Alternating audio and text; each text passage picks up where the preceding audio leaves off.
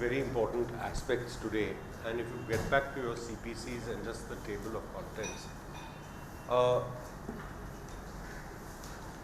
it's a bit of a back and forth jump, and what we're going to look at today is order 5 and order 9. Now these are extremely dry and technical rules, but you have to understand the thinking behind them. The actual text of the rule is pretty obvious, and there are corresponding rules on the Bombay High Court on the original side. Now I want to say one thing about the High Court original side rules, which is that they apply in a very narrow band only to the High Court of the US. It's only a matter of time before one of two things happens. Either the OS disappears entirely, or these rules get merged with and become some sort of a unified rule and more or less will follow the CPC. They are also fairly logical, but you have to understand what the logic is behind the service and issue of a summons.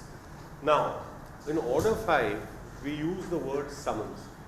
This is not the common sense understanding or common language understanding of a summons, that is, somebody is summoned by the cop, or is summoned by the court, or it's a summons to a witness, or summons to an accused. This is not that. This is civil procedure. This is something called the writ of summons. And this has to be issued because without it, there are only two possibilities. Understand the logic. Without the issuance and service of the writ of summons, the suit doesn't proceed. Now, there's a logical reason why this has to happen. We saw plaint, who can be a plaintiff, written statement, who can be a defendant, but your suit is still not out of the starting gates. What's the one thing that you absolutely require for the suit to proceed? Notice to the other side. The entire aspect of summons is to give notice to the other side so that the suit can start rolling. It's really, if you think of this as a railway station, this is the green flag so that the train starts rolling out of the station. Without it, it just doesn't work. This is the green flag. Now, think about it. We'll come to the rules very quickly later, but just think about it. The moment this happens, there are any number of possibilities of things that might happen and things that might not happen. The summons is in a prescribed form. It's a template. Here's a quirky little oddity. The CPC requires that a copy of the plaint and the annexures have to accompany the writ of summons, and that's logical, but not on the original side. The original side didn't require it because the thinking was, back in the day when the High Court rules were framed, that everybody was in such a small area in Bombay, there were still 7 islands, that if you got a writ of summons, you could pop across to the advocate's office and collect a copy of the plaint. So we've amended that rule. But the general rule is that the packet must contain. And this is when, for you and your court clerks, all hell breaks loose.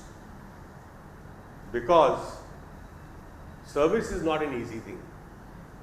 It requires the intervention of this miraculous thing called the postal department, which means going there, seeing the weight, paying that, paying an estimation into court, sealing it, all the rest of this procedural mess, but you'd better learn how to do it. That's the mechanics of it. Now, let me assume that you've done all this. You've got all your stamps and your packets and everything is ready and it's ready to roll. Just think about it. Any number of things could break down in this chain. The writ of summons has what is called a returnable date.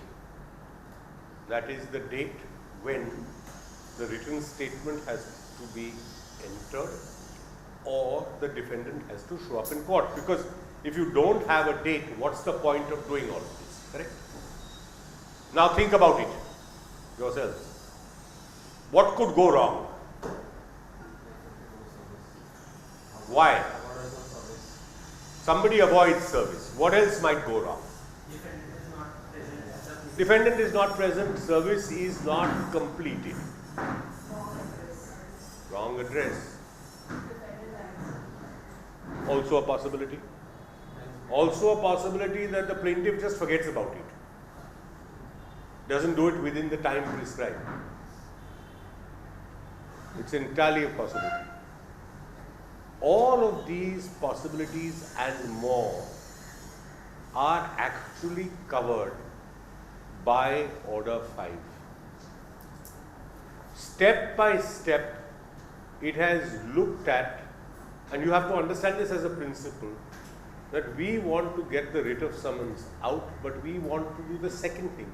We want to ensure that service is effected, because otherwise this process doesn't get rolling. Then it asks this question, what could possibly go wrong? Pretty much everything. And that's when the CPC's genius kicks in, because it contemplates every conceivable scenario and has an answer for it. It has an answer for it in law. Now, very quickly, before we get to the rules, which we'll be doing quickly, just look at the detailed contents, and I'll quickly go through these. And I'm going to ask you a question, and we're going to suggest the questions that these sections or these rules answer. Order 5, Rule 1 is the summons. Order 5, Rule 2 says a copy of the plaint has to be annexed to the summons. Order 5, Rule 3 is important because immediately the court may also say, we want the plaintiff or the defendant to appear in person in a given scenario possible. No party is to be ordered to appear unless he is resident within the limits of that court. You can't summon somebody from some distant jurisdiction. The summons can take various forms. It can be a summons to settle the issues, points in dispute, of a final disposal, and it fixes a date for appearance of the defendant. It has to have a terminus date, because otherwise it's meaningless. And it has to can be a summons to produce documents. And on that date, this is general, defendant can be directed to produce his witnesses. All right. Now, the second part is the service. The first part is the issues. What is the kind of summons and the purpose of the summons. The second part is the question of service. Now, just see how this goes.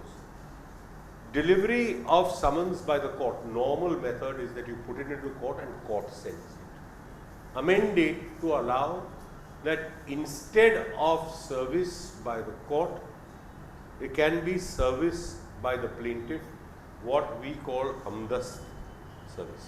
This is what begins to happen. Now, mode of service, how is it to be sent?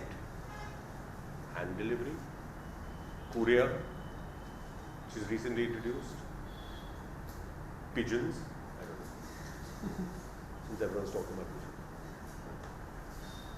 What else? This is where, but this is where we need to rethink this. Let me just stop for a moment. Email service should or should not be acceptable. IT Act says yes, but IT Act has other. It wants it to be certified email, encrypted email, etc., etc., etc. Very difficult. None of us do it. Suppose you just bang it into somebody's Gmail box without receipt. The trick about service of a summons is that there has to be an acknowledgement of receipt. That is critical. In future years, you will find this repeatedly occurring to you, that a case is adjourned, SO stand over by 4 weeks to await service, which means that acknowledgement card hasn't come. Now, of course, we have methods of tracking, so your tracking delivery reports suffice because they show actual delivery. But the fixing of delivery, that it has been delivered, is crucial. You can't just issue it and sit back, and the CPC recognizes this because it deals with mode of service. Now, complication 1, Order 5 Rule 11, service on several defendants. We've so far assumed there's one. There are several defendants, and this happens more often than you can think because there's somebody in Mumbai, somebody in Punjab, and somebody in Sydney. You've got to work your way through all of this. There's logic to this. Service to be on defendant in person when practicable or on his agent, because that also happens. You may have, for example, a company which is a defendant. Entirely possible. Service on agent by whom defendant carries on business. Typically, for example, you'll find a shipping company or a forwarding company. They have agents here. Foreign companies have agents here. The agent can be served here. All right. Servant on an agent in charge in suits for immovable property. You've got a rent collector. There's a contemplation.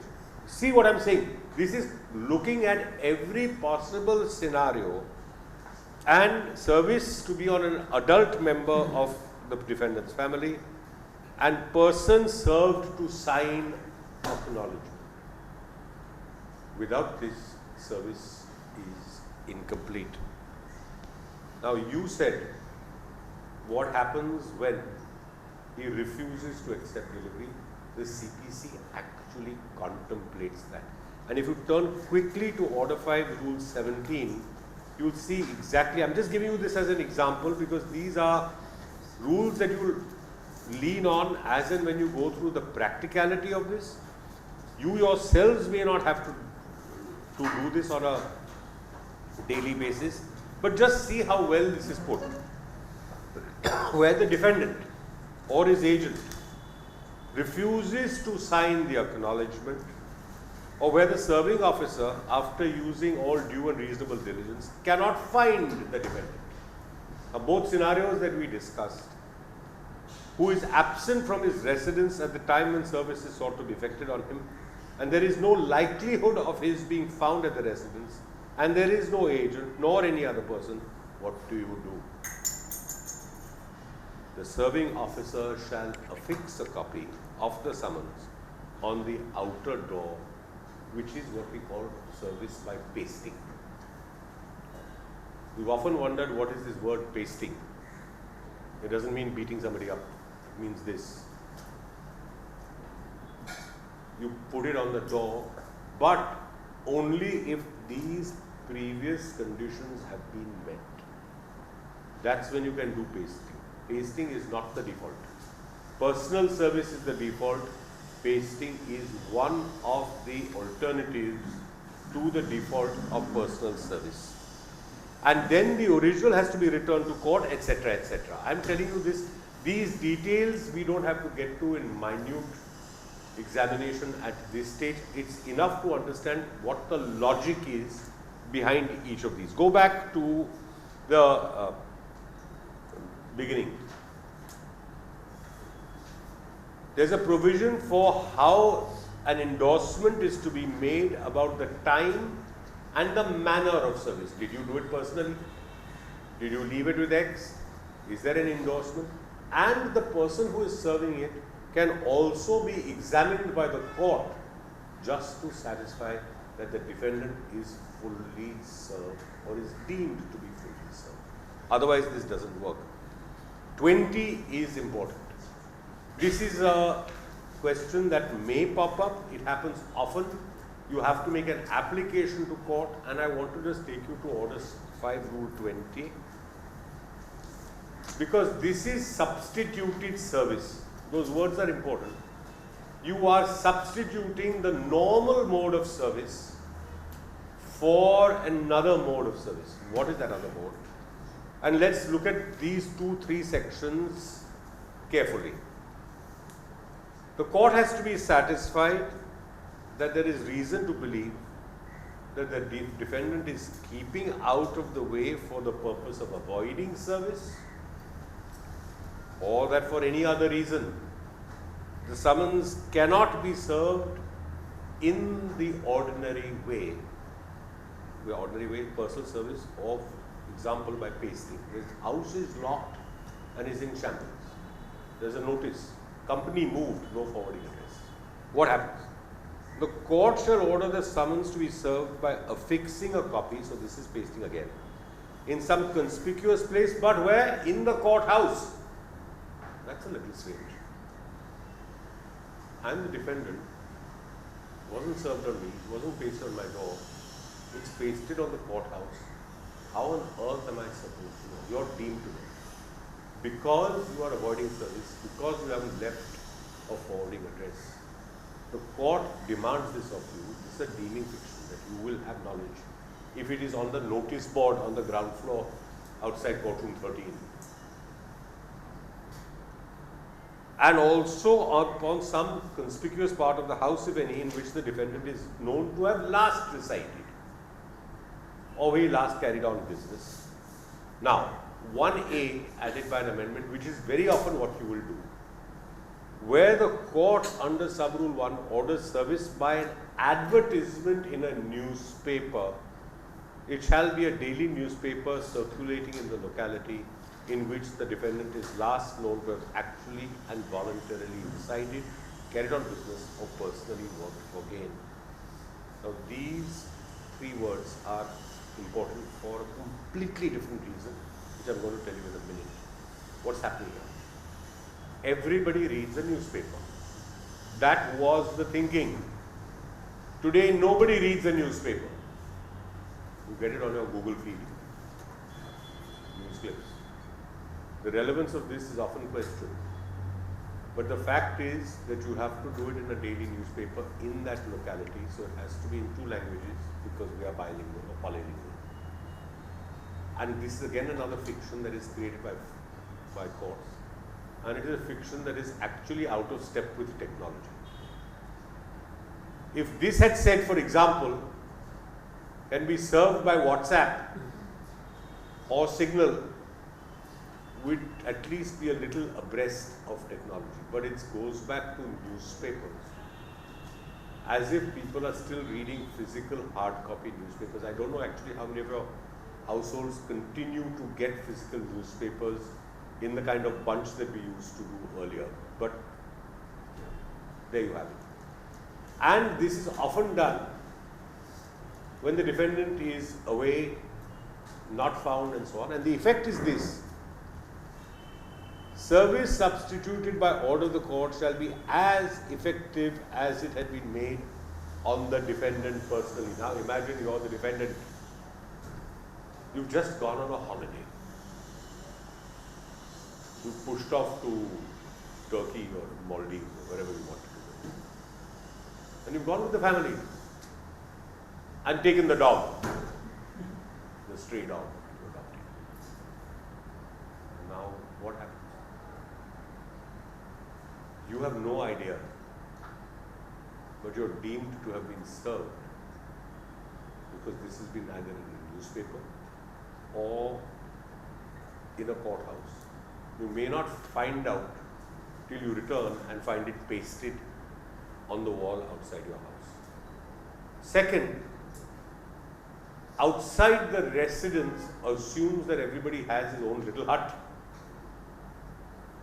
Imagine that you're on the 66th floor of some Lodha enterprise building. Who's going to let you up to paste? Where is the pasting going to be done? In something like a gated community where you have tall towers and heavy security at the door which won't let you through. How is this going to be done? So what's going to happen in those scenarios? And these are practical real world difficulties that I'm telling you about. You go to any of these, that security won't let you through, won't let your peon through. Court officer will have difficulties. It will come back to service by publication. And substituted service by publication newspaper is what we commonly call service by publication. This is the service by publication.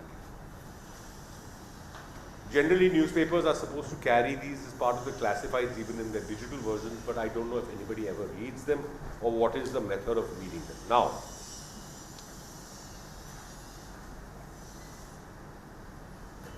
#21 deals with how service is to be effected if the defendant is outside the jurisdiction of that particular court. And there are amendments in other courts. And a summons, now look at this amendment to 21. Summons has to be sent by the court which is issuing it, either by one of its officers or by post or courier. Now here we have fax or email or other mode as provided in the rules of the High Court to any court having jurisdiction. What is this telling us? Your defendant is not in Mumbai jurisdiction. What is the court to do? The summons has to be sent to the other court in whose jurisdiction. And that court has to then find the individual, and this process is a rinse and repeat process of that all over again. Now imagine how cumbersome this is.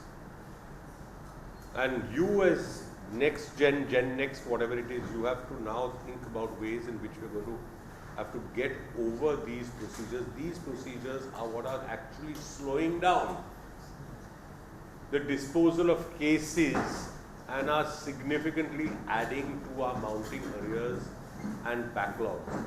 These are situations where you will find that your processes are entirely out of step with the way we normally conduct ourselves and normally do business. But this is how the CPC demands it, and look at the consequence.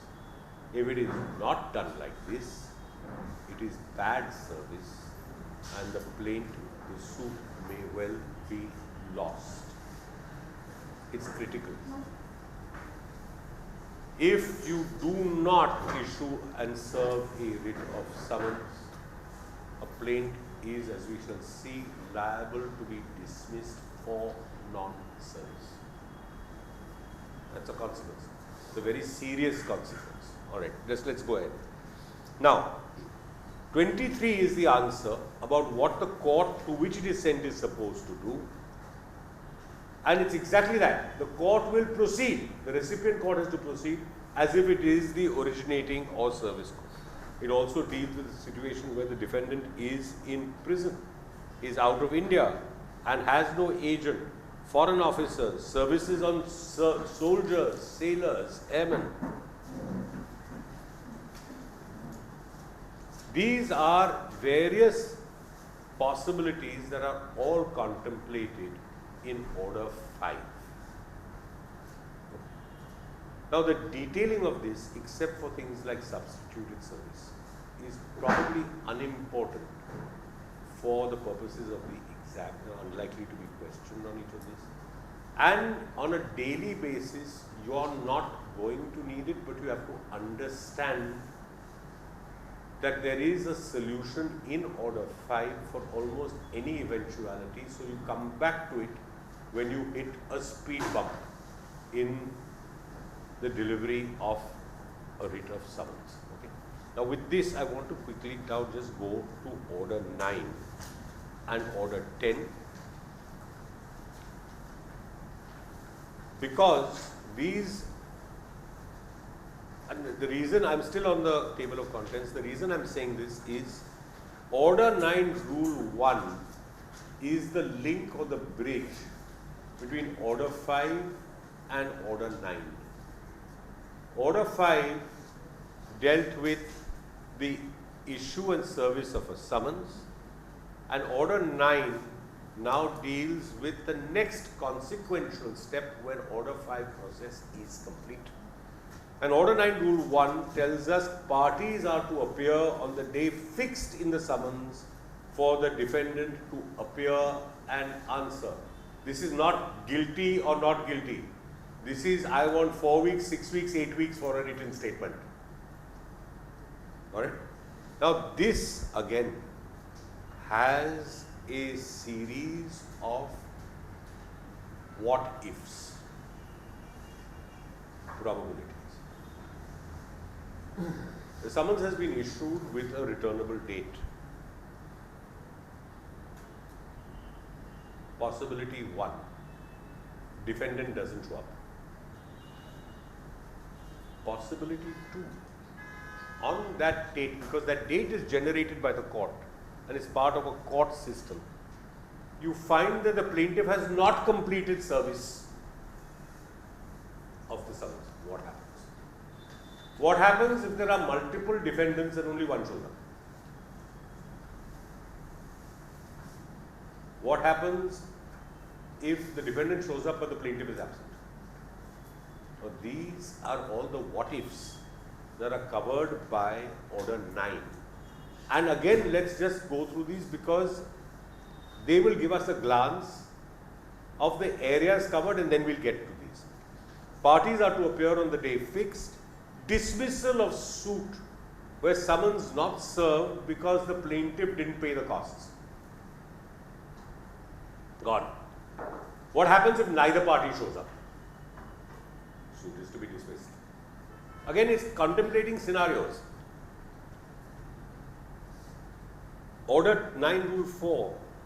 The plaintiff may bring a fresh suit or the court may restore the suit to file because this is the default of the party. It's always something that can be corrected. Now look at order, this will often happen. Order 9 Rule 5 is important. And I want to now go to the substantive part of it. So let's just go to Order 9 Rule 5 to understand what exactly is happening in these scenarios. All right? Again, we are still on the logic of this. Dismissal of suit where the plaintiff, after the summons has been returned unserved, fails to apply for a fresh summons. Summons has been issued to the defendant or to several defendants. It is returned unserved, and within 7 days the plaintiff does not apply for an issuance of a fresh summons. The word is, the court shall make an order that the suit be dismissed against the unserved defendant, but unless the plaintiff has within that period of time satisfied the court that he made best efforts, the defendant is avoiding service, or there is other sufficient cause. So it's not like there's a guillotine, but there is a dangling sword here. And there is a reason for it, because you have to get, plaintiffs can't file suits and do nothing and keep them pending. You have to get this actioned. Now look at 6. Served. Only the plaintiff shows up. 6(1)(a). If it is proved that the summons was duly served and only the plaintiff has appeared, the court may make an order, that the suit is to proceed ex parte without further notice to the defendant. If the summons is not duly served, this is not proved, the court shall direct a second summons, and this B, 6(1)(b) is to be read with 5. For fresh summons to be issued. But what happens if the summons is served but it is served out of time? It is late. Then the court is to postpone the hearing, not dismiss the suit. That means you get a fresh returnable date. These are all phrases that you use in common day language in practice because you pick it up from your seniors or your court clerks. I am telling you that they have their roots here. Alright? Now, when it is due to the plaintiff's default that the summons was not duly served or was not served in time, the court will order the plaintiff to pay costs. And that, sorry to tell you, never actually happens. Now 7, where the defendant appears on the adjourned date and gives a good reason why he didn't appear on the original date. My mother was ill, I had my exams, whatever.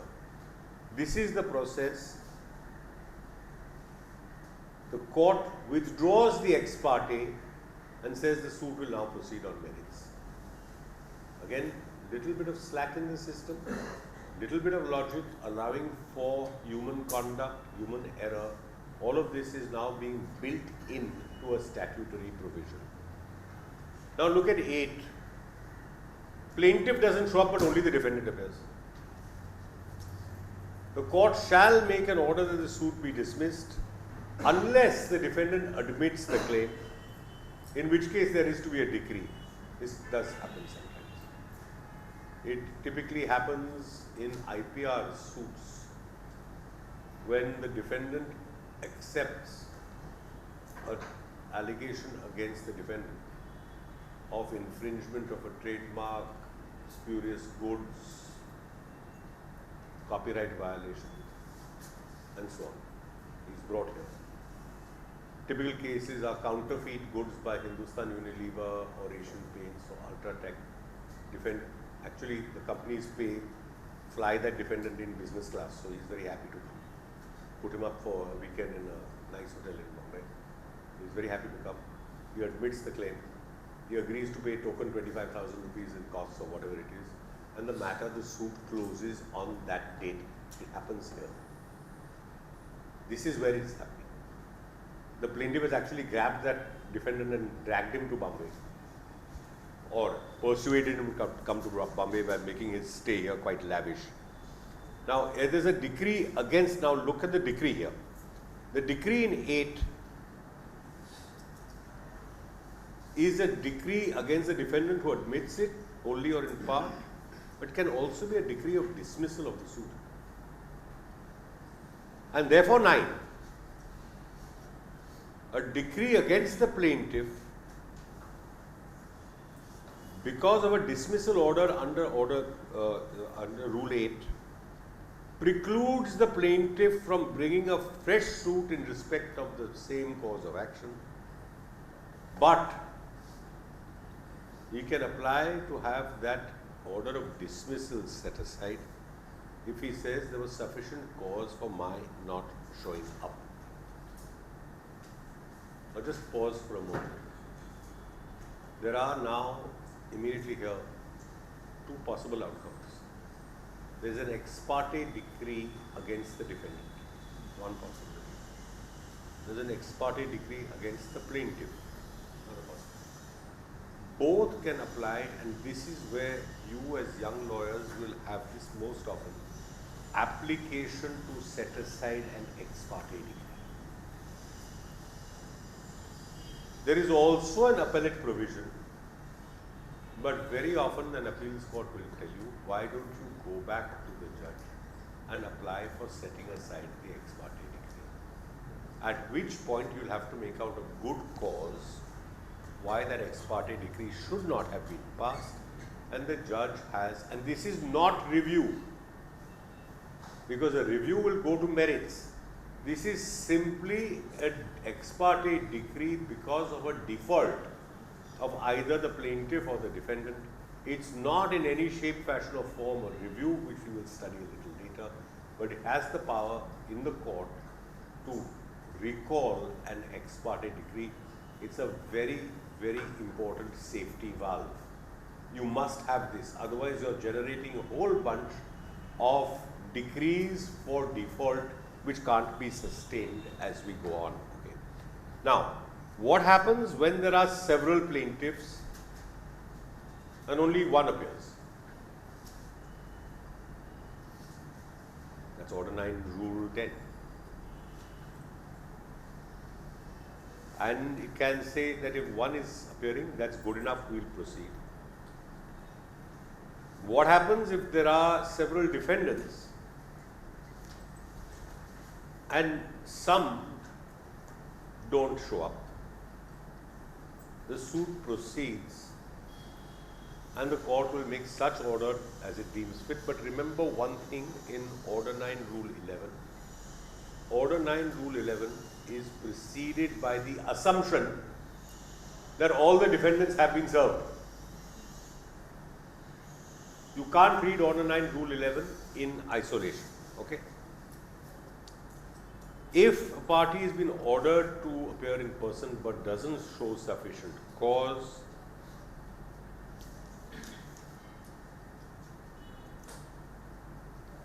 all the foregoing rules will apply, and Order 9 Rule 14 right at the end is equally important, that no decree is to be set aside unless the other side is heard after notice. The defendant must be heard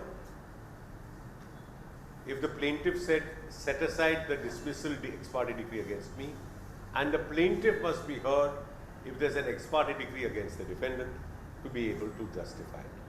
Now, I've told you this in a short, compact fashion just now because I want you to understand that there is an underlying logic to this. If you read these rules together or alone, the problem is we are deadly dull. It is seriously boring stuff, and it will make no sense whatsoever. Understand that there is a pattern and a logic to what is following, and your answers will be found here the moment you encounter a practical one. Order 5 and Order 9 are the detailing of practical everyday situations in the issuance of a writ of summons. Okay. Now we're going to do something really wild.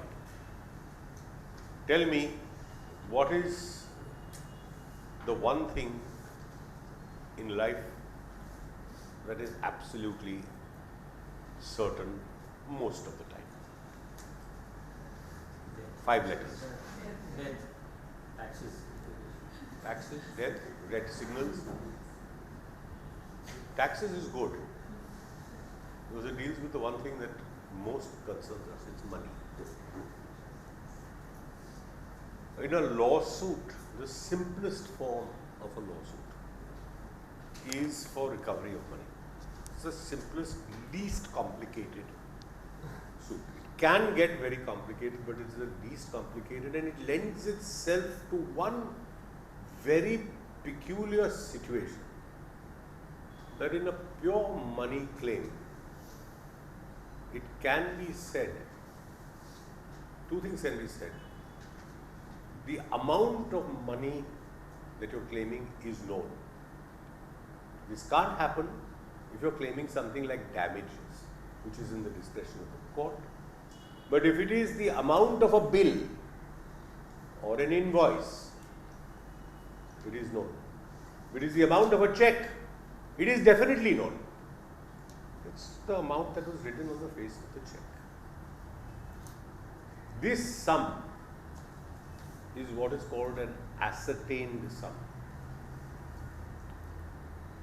And it is for this class of cases that we have an extraordinarily special procedure, which is called the summary procedure.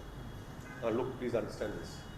The summary procedure under the CPC is not to be confused with the provisions in the Commercial Courts Act for a summary judgment. You need to understand this. The Commercial Courts Act takes all kinds of cases. A simpler one, there can be a more complicated one, and says that we are providing you a fast-track procedure for finishing off a commercial case, a commercial suit fast, by allowing either side to make an application for summary judgment. Now, many of you have read in thrillers from America that there's a lawyer who's making an who's filed a motion for summary judgment. This is it in the Commercial Courts Act. Summary judgment by either party saying there's nothing in this case or there's nothing in the defense, give me a summary judgment.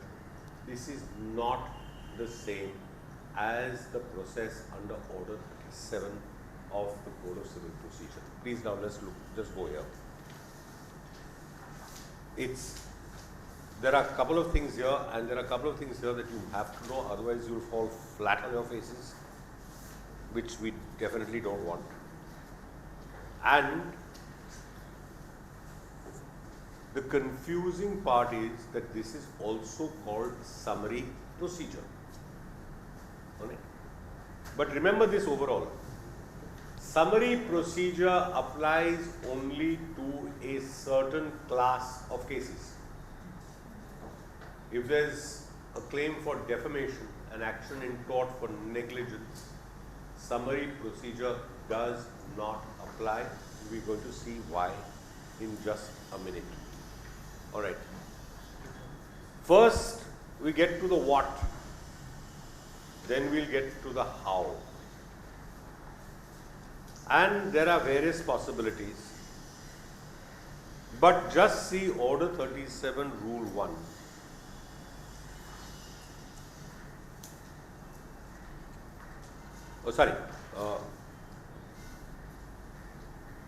Order 37, Rule 1 tells us to which courts this will apply. But Order 37, Rule 2 is the crucial one. Subject to the provisions of Order 37, Rule 1, Sub-Rule 1, which courts it will apply, the order applies to the following classes of suits. Suits upon bills of exchange, hundis and promissory notes, negotiable instruments. Suits in which, and this is the one that is most used and most problematic, in which the plaintiff seeks to recover. Next word is critical. Only to recover a debt or a liquidated demand in money, with or without interest, subclass B1, on a written contract, under an enactment where the sum sought to be recovered is a fixed sum of money or in the nature of a debt other than a penalty. And 3, on a guarantee where the claim against the principal is in respect of a debt or liquidated demand only. Now let's consider each of these. A, negotiable instrument, promissory note, hundi, check, any bill of exchange. Why? Because let us say there is a check that has bounced. What possible defense is there to it other than saying it was stolen and forged? It was issued. Usual defenses are this is a money lending transaction. It was given as security. Given a check, it's a promise to pay. Check is returned for insufficient funds or whatever the reason is. Or it's stopped, which is even worse, because you knew the check would go through. A summary suit will lie. The next clause B is the one that is most contentious in courts. Is it or is it not a debt or a liquidated demand in money? What is this word liquidated demand?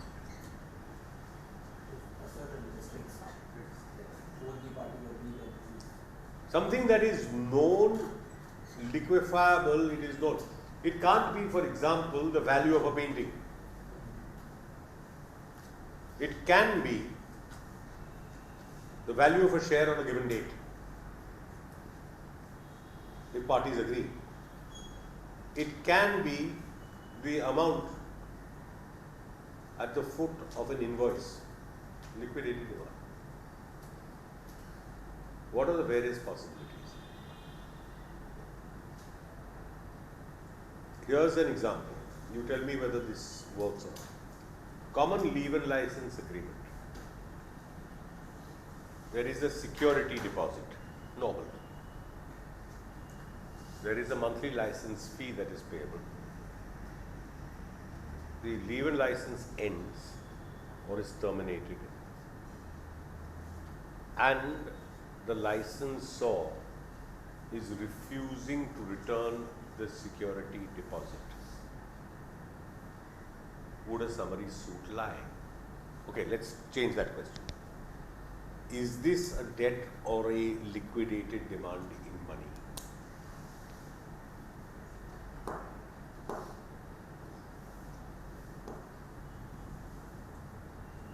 Come on, guys. You are going to have to advise a client and give you a real world example. It's not a debt. The leave and license agreement says that within 1 month of termination or expiry, the security demand will be returned without interest.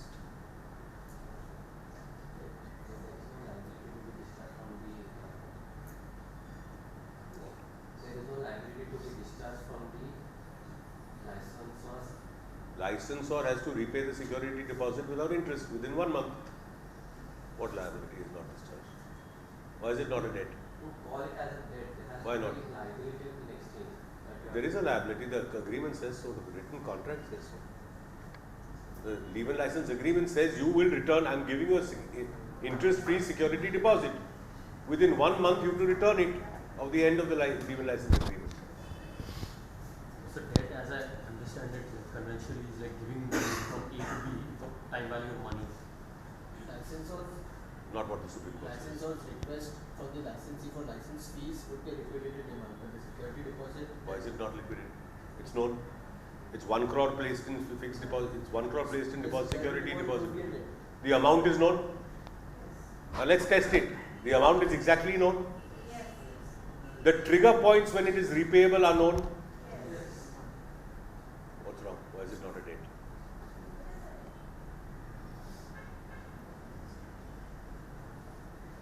As long as it is an amount that is payable not in futuro, that upon the happening of some other event, it will be payable.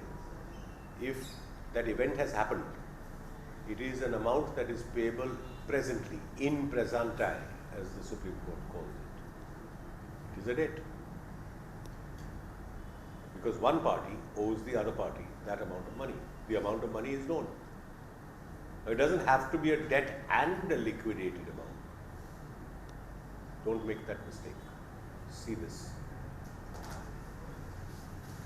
So what if it's not a debt? The word is debt or liquidated demand in money. It can be either of these things. It doesn't need to be both. Take another example. The defendant is a company which in its annual returns shows as one of its current liabilities an amount of rupees 1.9 crores payable to the plaintiff. Is this a liquidated demand in money or a debt? Clearly? No problem. But these are not the only conditions that apply. Look at the next.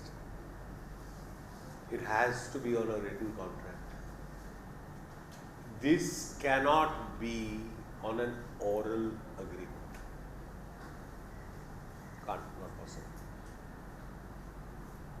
It is under an enactment, and I have yet to see a summary suit brought in that sense under an enactment, but we'll leave that aside. But 3 is one that you will routinely encounter. If you are appearing for a bank,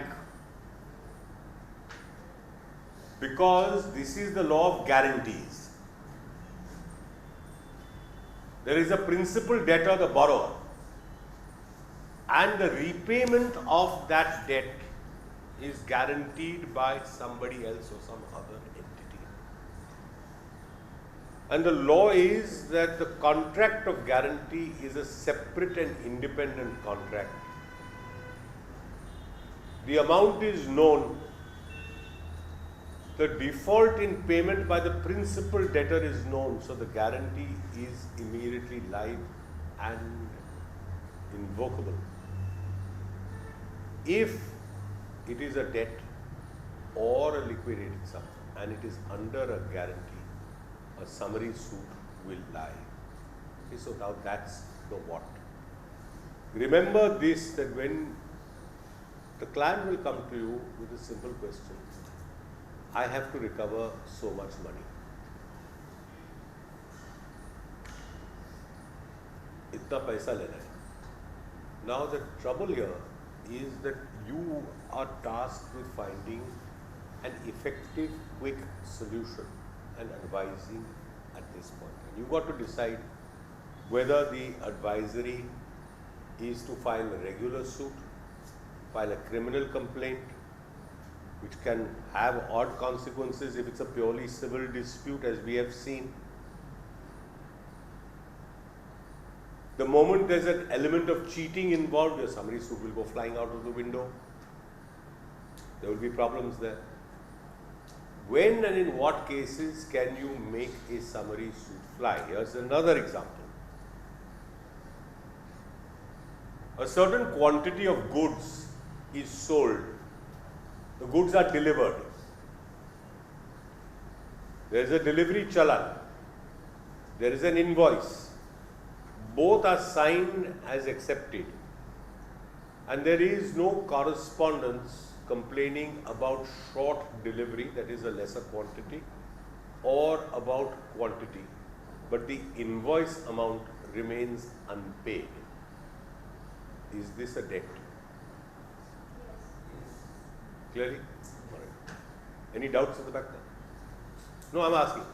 Second, two parties have a regular arrangement. Goods are sent, sometimes are retained, sometimes goods are returned, credit note passes, then there is another note, this process goes on. And periodically, once a quarter, they settle accounts. For a particular quarter, accounts are not settled. The plaintiff draws a line and says, this is the amount that I owe. Is this a debt or a liquidated demand in money?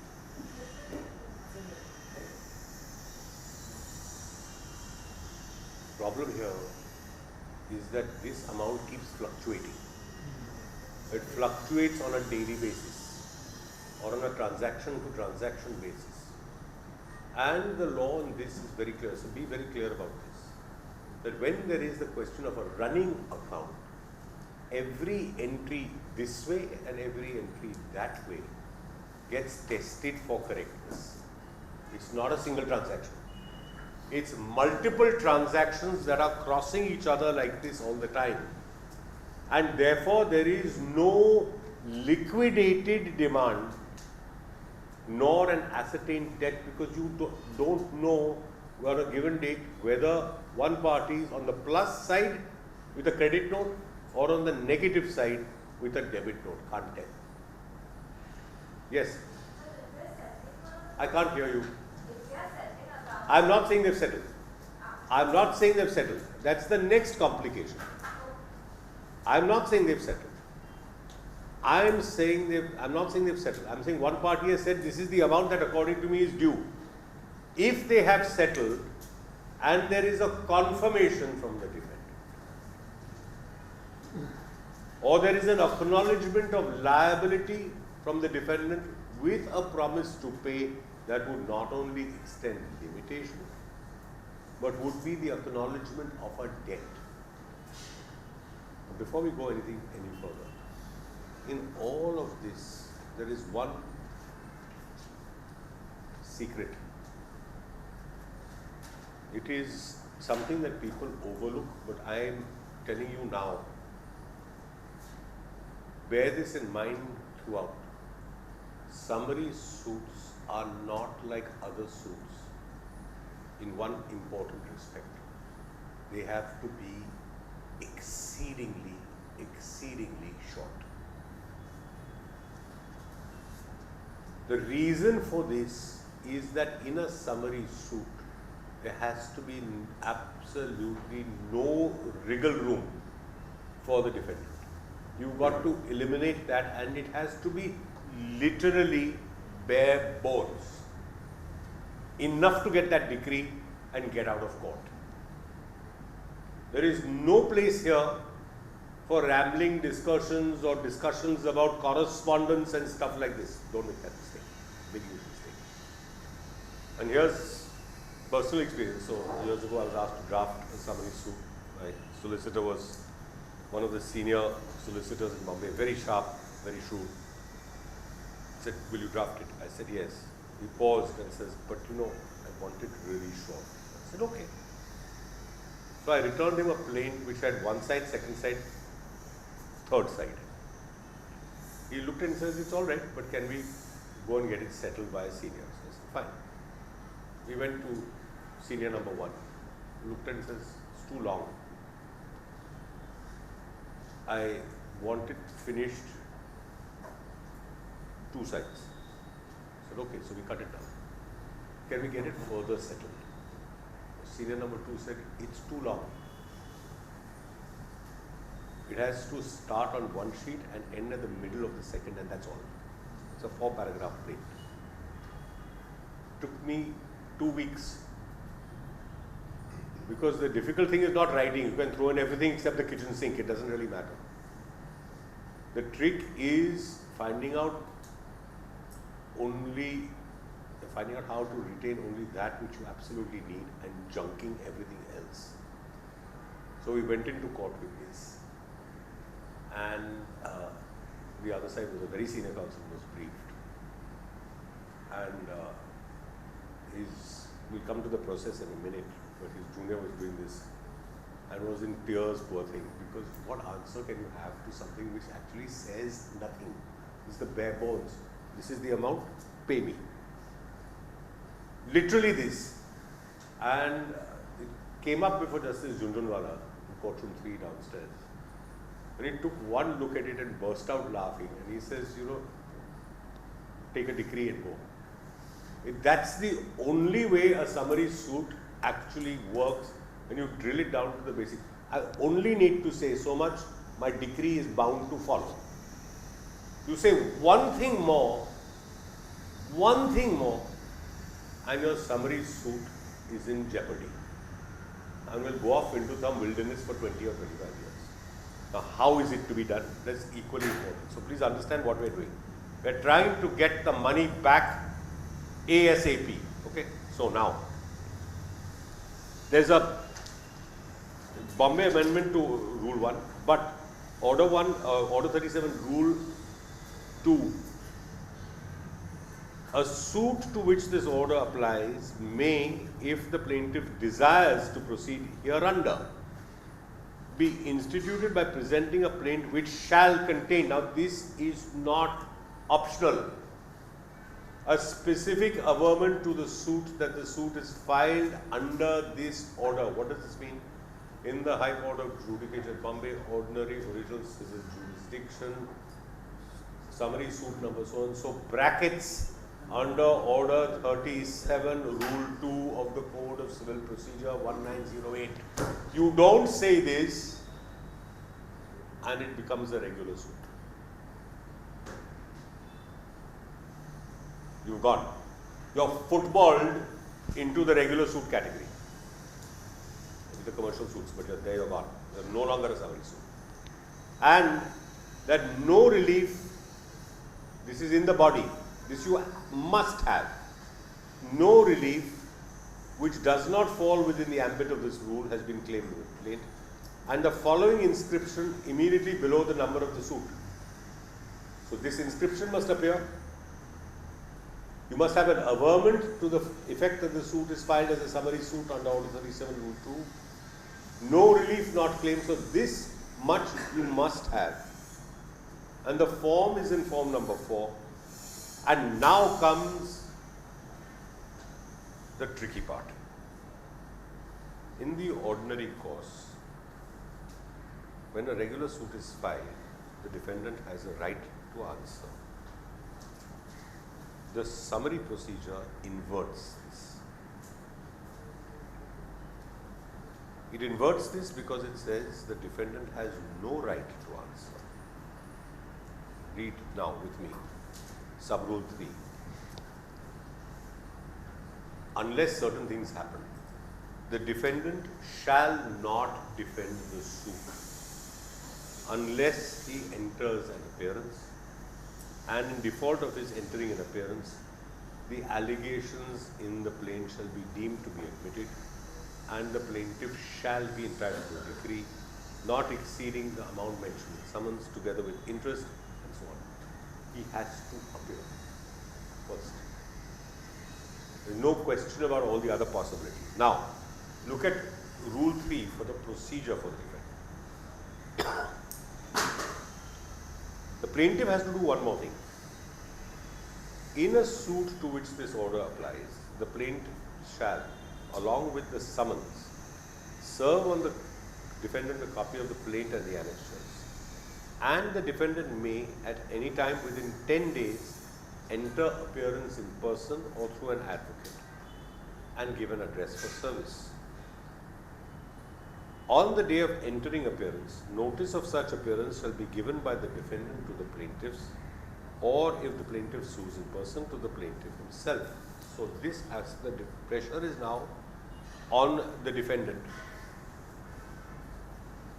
Please read sub-rule 4, because this is where it gets now sticky. So, possibility. Defendant does not appear, decree. Defendant appears, informs, my pleader, plaintiff is told. When the defendant enters an appearance, the plaintiff must serve on the defendant, mark this word, a summons for judgment in that prescribed form, returnable not less than 10 days from the date of service, supported by an affidavit verifying the cause of action, amount claimed, and stating that it is his belief that there is no defense to the suit. Let's go. Within 10 days of that, of the service of the summons for judgment, defendant may, by affidavit or otherwise, disclose such facts as may be deemed sufficient to entitle him to defend, apply on such summons for leave to defend, and the leave to defend it may be granted unconditionally or on such terms as may appear to the court to be just, provided that leave to defend shall not be refused unless the court is satisfied that the facts disclosed by the defendant do not indicate that he has a substantial defense to raise, or that the defendant's defense intended to be put up is frivolous or vexatious. No part, now just come to 6. At the hearing of such a summons for judgment, if the defendant has not applied for leave to defend, or if such application has been made and is refused, the plaintiff shall be entitled to judgment forthwith, there and then. If the defendant is permitted to defend as to the whole or any part of the claim, the court may direct him to give such security, and on failure to give such security, to carry out such other directions. And then there is a provision for excusing the delay. Rule 4 has power to set aside the decree, and other than that, the procedure remains the same. So now just look at this. I have to serve as the plaintiff a summons for judgment following my summary suit, and I have to say that I don't think he has a valid defense. The defendant has to apply for leave to defend. Give me permission to defend. Why? Because I have a good defense. The court has 3 choices. refuse leave to defend, which means judgment forthwith. Right now, decree. Leave to defend granted unconditionally, it becomes a regular suit. You have a substantial defense, which is not frivolous or vexatious.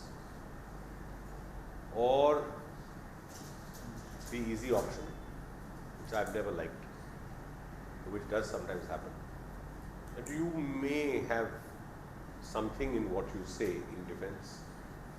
But I'm not entirely satisfied, so I will give you conditional leave to defend, which means you deposit so much, or you furnish security. My advice to you is do not ever agree to any form of security other than a cash deposit or an unconditional bank guarantee, if there is conditional leave granted. People will try and offer land or property, or don't accept that, because it's almost impossible to enforce and to realize. Don't ever do that. And I must tell you some really cute story. So I just qualified. My senior said, "You want to learn trials?" I said, "Yes, yes, very interesting." You go to the small causes court, they do trials there every day. Completely Vela, so there's nothing to do. So off I went. And there was a senior lawyer in the small causes court, Mr. Lashkari, of whom I was very fond. Small, compact man, but absolute dynamo in court. I mean, I've seen him tear apart witnesses and stuff like this. And I used to sit at the back of his chamber, and he'd sit on this chair swinging his legs and would bring 5 or 6 cases in parallel at the same time, preparing for cross, this, that, the other, and so on. So once suddenly, and I was taking notes, he suddenly barked at me from across the room. "Yes, yes, you have anything to say?" I said, "Sir, can we ask this question?" He said, "You know the answer?" I said, "No, but that's why we're asking." He said, "No, that's why we're not asking. Don't ask." And his junior at that time, we got quite friendly. He said, he called me one day I was back here in court. Called me one day and says, "What are you doing this afternoon?" I said, "Not a lot, waiting for something here." But he said, "Why don't you come? There's a new judge, I want you to see the fun." So I went, and if you see Order 37 Rule 1, it applies to the small causes court, but the claims are small.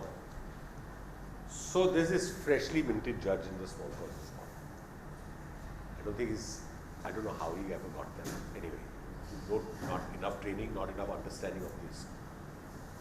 So he got a summary suit for some 7,500 rupees. And my friend is saying, "Okay, now what's the fun?" Because the judge leans over and asks his court clerk, "ह्याच्यात काय करायचं असतं?" The court clerk says, "Deposit." So he's decided conditional leave, deposit. So the judge rightly turns to the defendant and says, "Deposit 7,500. Defendant, 7,500? My salary is 6,500. How will I be able to pay 7,500? I can't deposit." He said, "So you deposit 6,500. That's my whole salary. How will I be able to?" "All right, 4,500. "But sir, wife and 2 children, how can I deposit 4,500? School fees, milk bill, all this has to be paid." "It's already 2,500. "Sir, 2,500, sir." You know what the judge says? He looks at the plaintiff and says, "All right, you deposit." I think this is the kind of misunderstanding that is going to happen if you don't understand how the CPC operates. Conditional leave is absolute, with a deposit or a security order, is your last ditch option, and don't ever go in for that as when you are the plaintiff. When you are the defendant, it's your greatest ally, because it gives you an incredible amount of maneuverability when you are dealing with conditional leave. How much security to give? You can adjust this, you can argue this. and if the door is wide open for you to raise all kinds of defenses, the summary suit observations will not affect the final hearing of the claim.